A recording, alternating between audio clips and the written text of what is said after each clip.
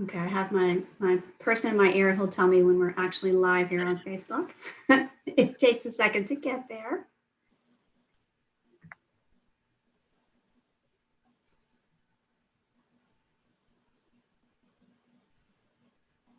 I think we should probably be there, so we'll go get started. We may have a couple more people join us here. Welcome to Show and Tell Friday. We started this program so that we could sort of take a specific Jewish object or ritual or idea and kind of dive into that and explore it a little bit more and you know, keep learning about all the various things in our Jewish tradition. So today we're going to talk about Mikveh. I'm really excited. And we have with us Alisha Klapholz. She is a member at UOS and a good friend to Bethy Shurin. And she is the Balanit at the UOS Mikveh. So she is going to take us on a video tour of the UOS Mikveh. I'm going to let one more person in here. And I think I'm going to go ahead and go into the video first, and then we'll get a little more introduction from Alisha after that. And then we'll have time for some Q&A as well. Y'all who are in the Zoom with us, you're welcome to just ask questions here. And then if you're watching us on Facebook, go ahead and put your questions in the Facebook chat and we will be sure and get to them. So I'm going to share my screen here and whoops, hold on. Here we go, I think. All right. Here we go with the video.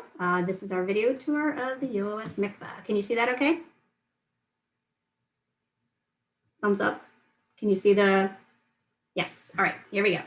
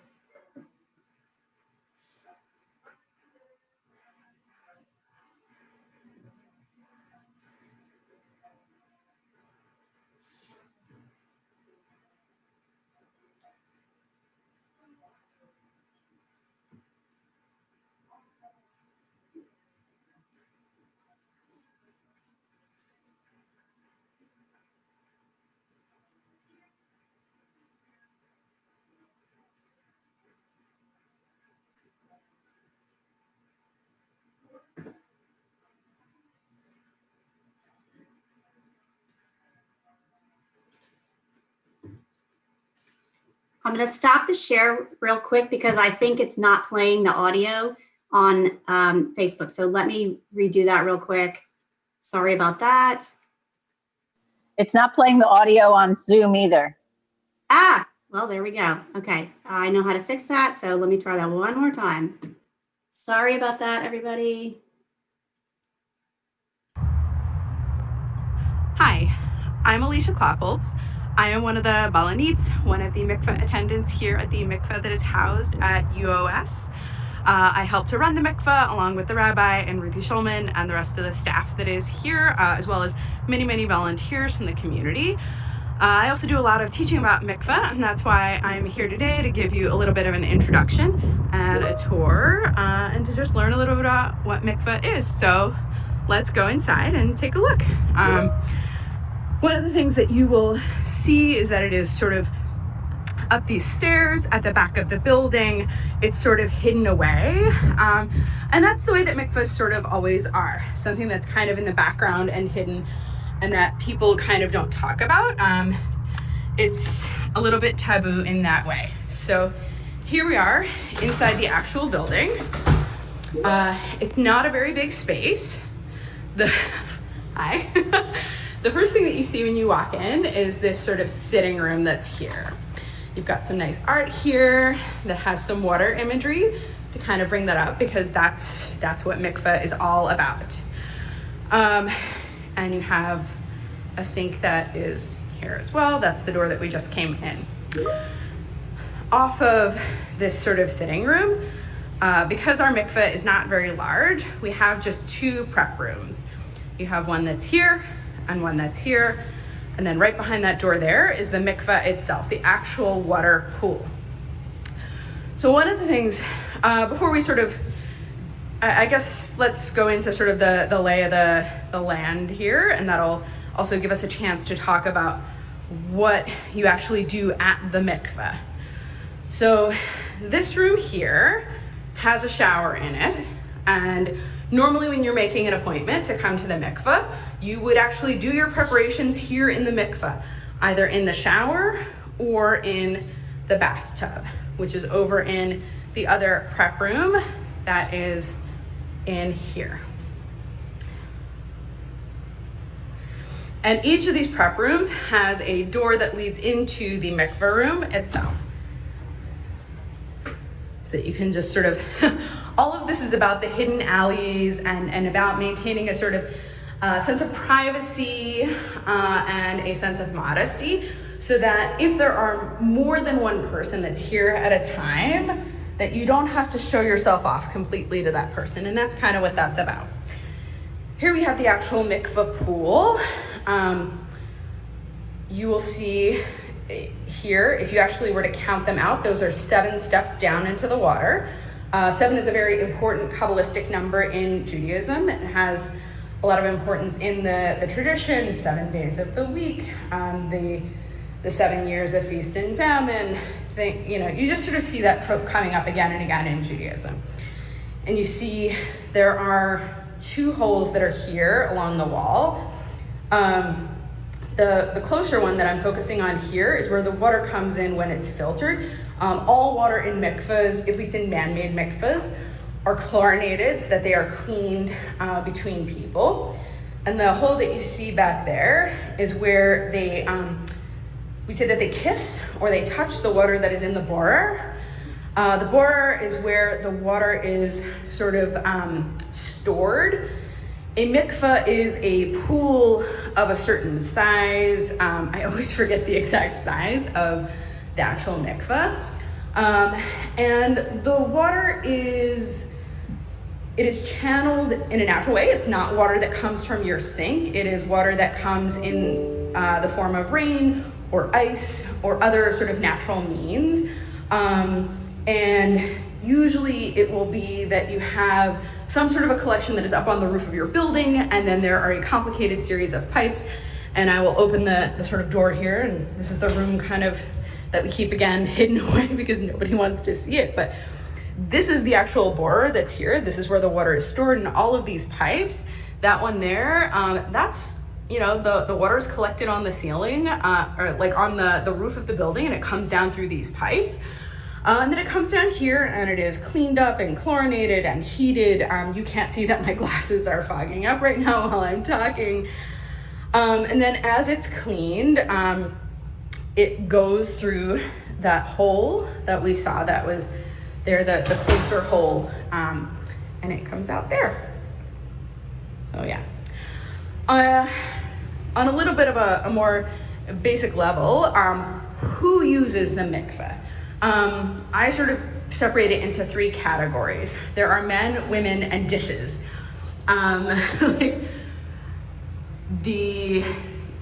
also keeping in mind that the mikveh is a place that we mark moments of transition. And I know it's strange to think of dishes as something that we mark as something that needs transition, but dishes are brought here, sort of in traditional Judaism and in sort of the Orthodox side of this. If a dish is made by somebody who is not Jewish, you would bring it to the the mikveh. There are certain materials that you would not bring, and then you dunk it. Anything that has electric parts, like, you don't dunk, but that's what you do. Many men have a tradition to come here before Shabbat, and they would dunk. Women, and they would also come before holidays. Women come at different times. Many women will come before they get married. They will come again. Some of them will have a sort of spiritual reason to come before Shabbat or to mark holidays. More frequently, what we see women coming here for is to mark the end of their monthly menstruation. That's a little bit more common. And then also we see men and women and children coming here to mark moments of conversion, to mark that transition from becoming not Jewish to becoming Jewish. That's the sort of gist of what is here. Going back again into the sort of preparation space, you have here again the shower and the bath. And the reason is that when you go into the mikveh waters, you want to make sure that you have no chatzitza, that you have no separation between yourself and these natural waters that have been gathered in as natural a way as possible, and that it is just the water touching your body. And so you want to remove everything. You want to take off your makeup, you want to take off contacts, jewelry, and you want to sort of get down to, again, like having, there are differing opinions on what forms a chatzitza, what forms this sort of barrier. In general, you will take any earrings out. There are different opinions about if you have a hole that will close up if you take it out, that maybe you don't take out that piercing for that time.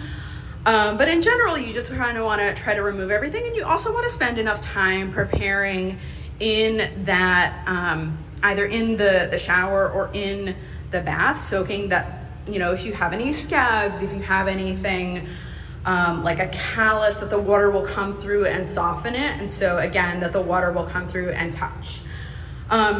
In normal times, you would come here and you would tell the mikveh attendant, if you need the shower or the tub, which you prefer, you would prepare, you would let her know when you're ready, and then you would go through that door and let yourself into the mikveh room again if you're alone. There may be another person preparing in the other room. Then you might ask her to check you if you have anything like a loose hair, to see that you've removed all of your nail polish, that you've removed any hangnails, things like that. And then once you have prepared, because the mitzvah of the actual going in the mikveh is on the person, him or herself. And so once you're prepared, you would go into the mikveh and then you would dunk. Ashkenazi, Eastern European tradition is that you dunk 3 times. Sephardi tradition is that you dunk 7 times. Regardless of what your family tradition is or whatever tradition you've taken on, you dunk once and then you say the bracha for the tefillah, the blessing for actually dunking. And after that, you do any subsequent dunks. Some people have a tradition to dunk kind of more than that, but the main traditions are 3 or 7. And then once you're done, the balanit can walk out and give you privacy to walk up and go to your room. There are people who dunk for other reasons, marking other moments of transition, going from being married to being divorced, marking the end of a health journey when they are, perhaps in remission from something like cancer, marking celebrations for birthdays, other big moments. Many women will come and dunk. They'll immerse before they have a child. It is a sort of segula for an easy labor. Those are sort of the main things about what you would expect when you come here to a mikveh. There are some larger mikvahs in cities that have bigger communities than ours. Ours is only open by appointment only. Whether you are coming with a rabbi from your congregation or whether you're using the attendants that are based here at the mikveh that is housed at UOS, it's all by appointment. women who are coming to mark the end of their monthly menstruation, they will make their appointments in the evening because that is when the Jewish day begins, and you would want to go to the mikveh as soon as possible, because for those who observe nidah, the sort of laws around menstruation within Jewish tradition, they will not have been intimate with their spouse for that entire time that they're menstruating. Many also have a tradition to keep a few days beyond that, and Rabbi Fort and I we'll talk about that in a different session. And so you'd want to go as soon as possible. Any sort of other appointments that happen generally are in the daytime.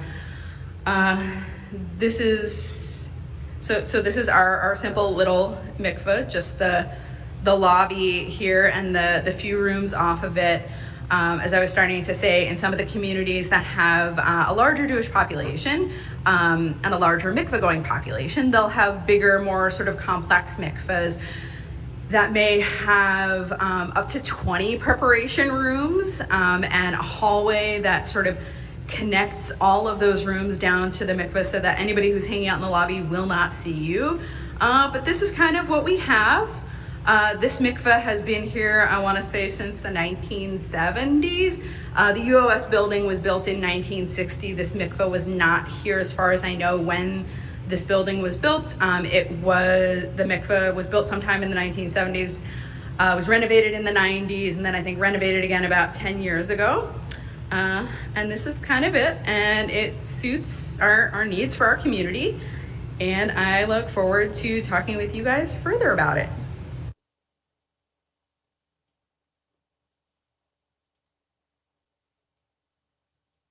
Thanks, Alisha. That was awesome. You're on mute, Alisha. Awesome. Okay, so I have a couple questions, and so the folks who are on with us, you're welcome to unmute and ask your questions too. And then, like I said on Facebook, put your questions in the chat, and we will get those answered too. So, as part of kind of an introduction to you, I'm interested in how you got involved in this. How does one become Balanit? How did you get involved in that? Or how did you take on that role? So I came to observance sort of as an adult, like later in life. I knew that I was never going to be able to quote anything really and Tanakh. And so I wanted an area that I could really focus on and be expert in. And I've always been a feminist, and I love women's issues. And to me, mikveh is really a women's issue. I know that that's kind of really what I focused on in the tour. Yes, mikveh is for everyone. Yes, mikveh is open to men, but that's not really what I focus on. I focus on mikveh as a space for women that is sort of governed by women, even though in traditional spheres, it is often sort of overseen by a man. And for me, it's about sort of taking some of that back and really making it a space for women and focusing on that piece. And so I studied everything I could on it. And when I was living in a community in DC, I'll have Shalom with Rabbi Hertzfeld, when they were opening up their mikveh and they were looking for attendance. And I said, yes, I want to do this. And so I started doing that. And then a couple years later, we moved here and I started volunteering, as an attendant here. And I've been teaching about it, as long as I have been able to. And when there was a need for somebody to take on sort of a more of a role in scheduling and just sort of overseeing things a little bit more, I stepped into that, and that's what I've been doing for a couple of years now. That's really cool. So I was curious about, I know that the smaller percentage of the use has to do with men, but is there an equivalent male attendant who would be there? I assume that you are not the attendant for the time when men have appointments. So the funny thing is that men aren't required to go to mikveh at all. Right. There's no halachic obligation for them. There's no obligation for them within Jewish tradition, so they don't need an attendant. Got it. So usually when men make an appointment to go, they unlock it. They don't have to shower. They don't have to do any sort of preparation. They just kind of go. It's whatever. Gotcha. Because it's really for them. It's not something that's halachic. It's just Yeah, and something whereas they're for doing women, for there's a themselves, halachic right? piece. Gotcha. How many other community mikvahs do we have in Houston? This is the only one. I mean, I know there's more, but this is the only one that I have ever seen. So this is the only one that I would call a community mikveh that is open to anything other than traditional use. And even that, like, I want to be very clear, like, the mikveh is still run by like halacha and everything like that. But the other mikvahs that are available, there is one that is in the Fondren community that is run by Chabad. And there is one that is over in Meyerland that is run by Rebbetzin Yagobian. And they built it in their garage. Wow. It's sort of like this speakeasy mikveh. Oh, I love that analogy. That's funny. Yeah. So like you kind of have to know that it's there. But it's there. You have to knock and say the password and yeah. Yeah. Interesting. So how has COVID affected the normal operations of the mikvah at UOS? So the way that it's affected it is that like there's no preparation done there at all. You come in, we try to have people like in and out in like 15 minutes. You come, you've done your preparation at home already. We are not only not sanitizing the showers, we're not even cleaning them. Like they're not touching them. We usually have towels and toiletries and all sorts of stuff out now. You have to bring your own towels. We are asking everybody to, and this is what they're doing at all the mikvahs, and this is really kind of following best practices across the US and in Israel, because those are where the big conversations are happening. A lot of people are also bringing their own attendants at UOS. Like many people will bring their spouse with them because it's somebody that they're already sort of potting with. And if they don't want to sort of further expose themselves, then they'll do that. Interesting. So if you are fulfilling something halachically, do you just need to have a witness? Like, so it doesn't have to be a balanit, it could be some other person? Well, or I mean, so there are differing opinions on whether you actually need an attendant or not. The Halakha does not specifically say that you need one. They're really just kind of there to make sure that the person who is immersing has fulfilled all of the requirements, that there are no loose hairs, which would be considered a chatzitza between the person and the water, that there's nothing like sort of extraneous, to make sure that all of their hair goes under. Like that's sort of a big one. Sometimes you might bump this out of the mikveh without realizing it. And so that person is there to watch that. But if you don't, it's kind of on the person who's immersing. I think of it as like a safety sort of measure also, because like you're going at night, it's around the back of the building. It's just not a good idea to be there alone. But that's just me. Makes sense. And I don't know if they're doing it again, but I know for a period of time there were no conversions being done. It was strictly, I think, just for the more halachic things and not any of the others. Is that correct? Well, and are there still conversion? Okay, that was fair. Go ahead. So they are starting to do them now, and Rabbi Gelman, who sort of oversees everything going on at the mikveh that's at UOS, he talks with any of the clergy who want to bring somebody in to do their conversion, to sort of go over with them what the protocols are and what's expected and things like that. So it is open again for that.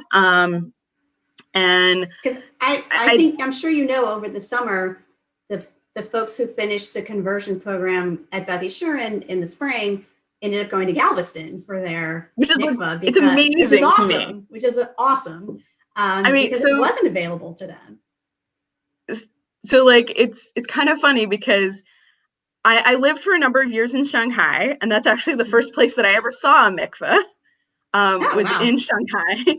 But before that mikveh opened there, the women in the community who wanted to go, they would get a taxi and they would hire like a private driver to take them to like a yacht club, like an hour away from the city.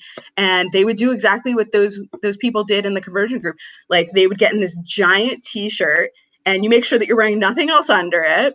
You do all your preparation, and you make sure that it's like 2-3 sizes too big, and you go and you just kind of make sure that the shirt can like wiggle around. That's amazing. At a yacht club. I mean, who wouldn't want to go to the mikveh at a yacht club? I'm sure that's a lot nicer than Galveston. Keep in mind, it's Maybe? China, and it was like middle of nowhere fair. China. Fair. I don't want to monopolize the conversation. Anyone in the Zoom here have any questions that they want to ask? Well, I have one more.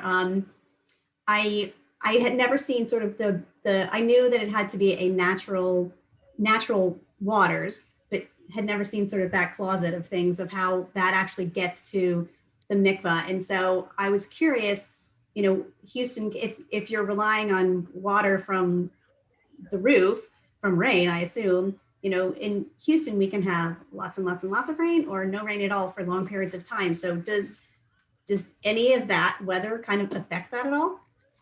So here we're generally like, okay, here we usually have enough because it's basically that the water comes down through those channels. Like it rains, like there's a collection thing on the roof, it will come down through that pipe, and then it sits in a sort of holding tank. And then you can fill with extra water from the sink if you need to. You just need to have a certain amount that is natural water. Okay. There are people who live in places like deserts that may not get enough. And so they might ship in ice from places like Alaska because like naturally forming ice, like just blocks of it. And then you would put that up on the roof. You would wait for it to melt and then let it come down. That's so interesting. I can't even imagine. That's interesting. Okay. Huh. Okay. Any questions? Anybody on Facebook either? Okay. So here's our Facebook question. This was going to be my next question. Lead into it. So you said you do quite a bit of teaching of folks who haven't used the mikveh before. So if you haven't used the mikveh, like how do you sort of recommend starting that? Is it a curriculum with you, or kind of how does that, if someone's interested in using it on a more regular basis? So, I mean, it kind of depends on like what your purpose is. The people that I teach women and couples before they get married. Yeah. And so I trained with JOFA, which is the Jewish Orthodox Feminist Alliance. And they trained what's called a Kala teacher. And it's 8 hours, but it usually ends up being more than that, of going over like all of the halachot basically around sex, around like when you would go to mikveh and things like that. And so it kind of depends, like, what are you looking to do? Are you looking to have like a regular, like monthly practice around menstruation? And sort of where do you see yourself like in like the Jewish tent, if you will? Because there are many different approaches. I would say Mayim Chaim, the pluralist mikveh that's up in Boston, they have a lot of great stuff. They have a blog. That's a really wonderful place to start. There are some other more traditional things. Like there's a book called Total Immersion, which is like a little bit more on the traditional bent, but it's a lot of different readings on that. And if people have like questions, they can certainly like email me or send me a Facebook message. And it's a lot more individual because it kind of depends on what you're looking to do. Right. Interesting. Okay. Anyone else? Well, this was sort of I'll talk for a second and I'll see if any other questions come in. Again, if you're in the Zoom with us, you're welcome to unmute. Go ahead. You can unmute and ask yourself. What are the registration requirements? Like, what's the process? Do you just get a mikveh card? I've seen the online piece to it, but I'm not sure what the process is to get started. Sure. So if you're talking about in Houston, then the mikveh card they only have a card for the community that's over in Fondren. They have attendance, like where they have dedicated attendance, and you would call them. It's sort of like they have somebody who does Mondays, somebody who does Tuesdays, and you call them when you want to make the appointment. They generally say, because you're doing it by appointment, that they want something like 48 hours that you call and ask for that. For the mikveh that's at UOS, if you're talking about an evening immersion for Nida, for after your menstruation, if you go to the UOS website, there's our mikveh, and then you can actually just make your appointment there, and then you make your time request. They have a COVID sort of questionnaire that's there. You let them know if you have your own attendant to go with you. If you're requesting a UOS attendant, we'll arrange it. And it's just sort of, you put it in there. But we try very hard to always meet the time that the person is asking for, because we all have very different schedules and, you know.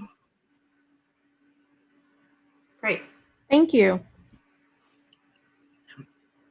So this is sort of a part one of our conversation about the mikvah. We're going to continue it on Tuesday evening, and we're going to have Alisha join us again with Rabbi Fort, and we're going to talk a lot more about the mikvah. And maybe you can give us a little preview what you guys are going to be talking about. So it is Mikveh and the Modern Jew, and sort of talking about, I think it's teasing out and a little bit explaining more like the different approaches to mikveh, different reasons that people might go, some of the differences in tradition of like conservative versus Orthodox, and just sort of talking about, because mikveh is this really like ancient ritual that we have, and it's a little weird when you think about it, that we're like gathering this water in this very complicated way, but we keep talking about it being natural, and sort of what are some of the modern uses and what are some of the modern ways, and like we think of ourselves as modern people, so like how is it different? I have a question. Yeah. Alisha, what supports the mikveh? Is there a fee? Do you tip the attendant? What's the finances? So it depends on the community. Every community handles it very differently. I can tell you that our community here, like almost every mikveh will have a fee either per use, or you can have a yearly fee that you pay, and then you can go like unlimited number of times. So here it's $180 for a year or $18 for a month. You can pay that each time as you go. You can pay it online. You can leave the money when you're there. But it's pretty standard to ask like 18 or 20 per time that you go. Many are also supported by money from sort of community organizations, like places like Federation will often sometimes support it. Makes sense. So UOS doesn't support the whole thing then? No. Even though it's on their property? I mean, it's always been there for almost as long as that building's been there. It didn't flood? Is it going to be part of the rebuilt building? So it did not flood previous to Harvey. In Harvey, it took on about 10 to 12 inches. They remediated when they remediated part of Friedman Hall that's standing, like the part of UOS that's still standing. And the plans for rebuilding do not include rebuilding a mikveh, because building a mikveh is very, very expensive. There are not usually people who really want to fund that sort of a thing if one already exists. Well, if it's functional, you just have to build a new building around the mikveh building. Yeah. So that's fine. Yeah. But the pumps and all that, would get ruined by being underwater. That's expensive to fix. All those but I mean, we've you... replaced the pumps since Harvey. It's definitely been replaced since. Thank you. It's very interesting. I have a question, Jennifer, if I may. Absolutely. How many people come through the mikveh in an average month? You said more women than men. I understand that. But in an average month, how many users would you say you had? So I don't track the usage for men at all. I only schedule for the evening time appointments. Before the pandemic started, we were averaging 3 to 5 appointments per week. So, average, times that out. There were many evenings we have no appointments. There are some evenings that we have 2. I've had some evenings where we have 3. At the beginning of all this, there was probably a good 2-3 weeks where we had no appointments, because I think people were just kind of afraid and hunkering down. And at the beginning of all of this, I've had to have a lot of conversations with people about the best practices that we're following, the fact that we keep the mikveh very chlorinated, that we track it, the fact that like the CDC says that a properly chlorinated pool will not transmit, and just sort of explaining some of that. But we're still at, I think we're averaging probably about 3 appointments a week now.